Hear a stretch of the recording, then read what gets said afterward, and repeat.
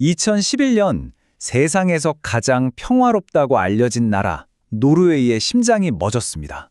단 한 사람 때문에요.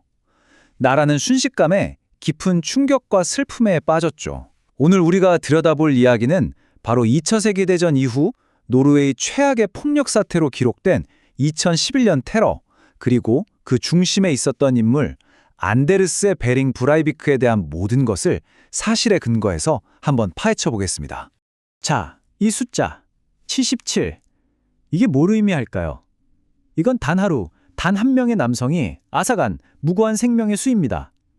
이 끔찍한 사건은 평화롭던 노르웨이 사회를 뿌리부터 흔들어 놨고요. 전 세계의 극단주의 테러가 얼마나 끔찍한 모습으로 나타날 수 있는지 똑똑히 보여줬습니다. 브라이비크의 공격은요, 마치 한 편의 끔찍한 연극처럼 아주 치밀하게 짜여 있었어요. 1막은 오후 3시 25분 수도 오슬로의 정부 청사에서 시작됩니다. 강력한 차량 폭탄으로 도시를 혼란에 빠뜨리고 모든 경찰력을 도심으로 끌어들였죠.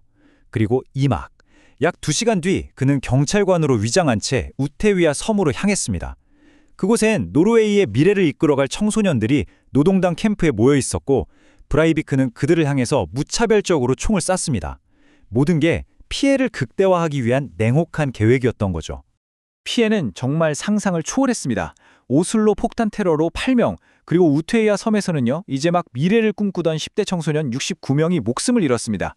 그의 목표는 너무나도 명확했어요. 노르웨이의 현재 권력인 정부, 그리고 그들의 뒤를 이을 미래 권력인 차세대 정치 지도자들, 그러니까 노르웨이의 어제와 오늘, 그리고 내일까지 공략한 셈이죠.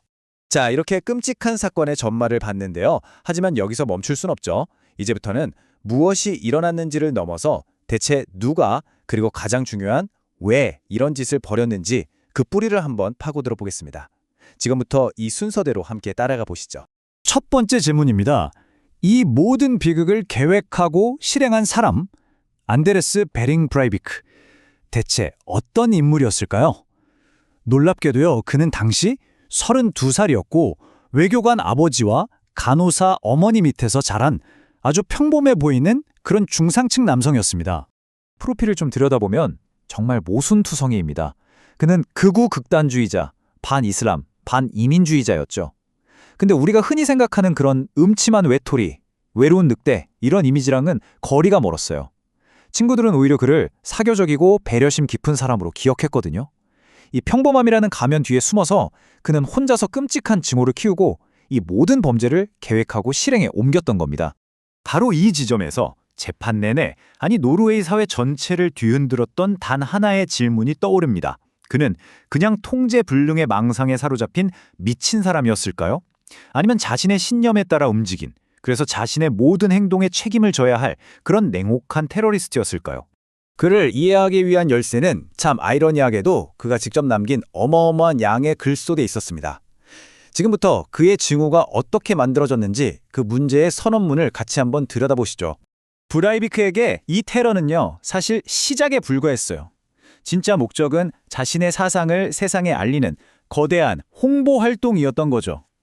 그는 공격 직전에 2083 유럽 독립선언이라는 제목의 무려 1518페이지짜리 선언문을 유럽 전역의 극우 인사들에게 이메일로 보냈습니다. 말하자면 77명의 목숨이 이 선언문을 위한 끔찍한 광고였던 셈입니다. 그의 모든 증오, 그 중심에는 유라비아라고 하는 하나의 거대한 음모론이 자리 잡고 있습니다. 이게 뭐냐면 유럽의 정치 엘리트들이 아랍 국가들이랑 몰래 짜고 이슬람 이민을 통해 유럽 대륙 전체를 이슬람화시키고 있다는 좀 황당한 주장이거든요. 하지만 브라이비크에게 이건 망상이 아니라 움직일 수 없는 진실이었던 거죠. 이 음모론을 바탕으로 그의 선언문은 온갖 대상을 향해서 증오를 쏟아내요. 그는 문화적 마르크스주의라는 이상한 개념을 내세워서 다문화주의와 페미니즘이 유럽의 전통을 파괴하고 있다고 주장했습니다. 그리고 그 파괴를 이끄는 핵심 세력, 즉 반역자로 당시 노르웨이 집권당인 노동당을 딱 지목했죠. 그에게 노동당을 향한 무장혁명은 유럽을 구할 수 있는 유일한 길이었습니다. 그렇다면 왜 하필이면 우테위아 섬의 그 어린 학생들이었을까요? 바로 이 문장이 그 끔찍한 이유를 설명합니다. 그는 노동당의 미래, 그러니까 다음 세대 지도자들의 싹을 아예 잘라버려서 그가 문화적 자살이라고 부르던 다문화 정책의 대를 완전히 끊어버리려고 했던 겁니다. 이건 분노의 폭발이 아니라 너무나도 차가운 전략이었던 거죠. 자, 그의 동기는 이제 명확해졌습니다. 그렇다면 법정은 그를 어떻게 봐야 할까요?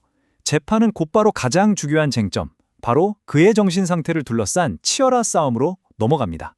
법원이 지정한 두 번의 정신감정 결과가요, 정말 완전히 180도 다르게 나왔습니다. 첫 번째 팀은 그를 편집성 조현병 환자라고 진단했어요. 그의 모든 이데올로기는 병적인 망상일 뿐이고 따라서 형사 책임도 없다는 결론이었죠. 하지만 두 번째 팀의 판단은 달랐습니다. 그가 여러 인격 장애를 앓고는 있지만 자기 행동을 완벽하게 통제하고 책임질 수 있는 법적으로 온전한 상태라고 본 겁니다. 그런데 여기서 정말 아이러니한, 어떻게 보면 기괴한 상황이 펼쳐집니다. 정작 브라이비크 본인이 정신 이상 진단을 누구보다 격렬하게 거부했다는 거예요. 왜 그랬을까요? 그가 미치광이로 낙인 찍히는 순간, 그가 목숨을 걸고 알리려고 했던 그 정치적 메시지가 그냥 한낱 망상으로 치유돼 버리잖아요. 그걸 두려워했던 겁니다. 그는 살인자는 될지언정 미치광이는 될 수 없었던 거죠. 이 모든 혼란과 논쟁의 끝에서 노르웨이 사법부는 마침내 결정을 내려야 했습니다. 과연 어떤 판결을 내렸을지 재판의 결론과 그 이후의 이야기 지금부터 살펴보겠습니다. 2012년 8월 24일 법원은 마침내 두 번째 정신감정에 손을 들어줬습니다. 재판부는 만장일치로 판결했어요. 안데르스 브라이베이크는 정신적으로 온전하며 자신은 모든 행동에 전적인 책임이 있다. 그는 미치광이가 아닌 유죄 판결을 받은 테러리스트로 역사에 남게 된 거죠. 그리고 그에게 내려진 형량은 징역 21년. 네? 77명을 죽였는데 고작 21년이라고요? 아마 많은 분들이 이 형량이 너무 가볍다고 생각하실 거예요. 하지만 이 숫자 뒤에는 예방적 구금이라는 노르웨이만의 아주 특별한 제도가 숨어 있습니다. 21년 형기가 끝나더라도 법원이 그가 여전히 사회에 위험하다고 판단하면 5년 단위로 형을 무기한 연장할 수 있는 제도예요. 즉, 브라이비크가 자신의 위험한 생각을 버리지 않는 한 그는 평생 감옥에서 나올 수 없다는 뜻입니다. 사실상 종신형인 셈이죠. 결국 이 재판이 남긴 진짜 의미는 처벌 그 자체를 넘어선 곳에 있었습니다. 많은 전문가들은 노르웨이가 최악의 테러범에게조차 공정한 재판을 보장하고 법의 원칙에 따라서 그를 심판한 그 과정 전부가 브라이비크의 폭력적인 이데올로기에 맞선 가장 강력하고 성숙한 민주주의적 대응이었다고 평가합니다. 노르웨이는 그의 총에 법으로 맞선 겁니다. 브라이비크 사건은 오늘날 우리 모두에게 정말 무거운 질문 하나를 던집니다.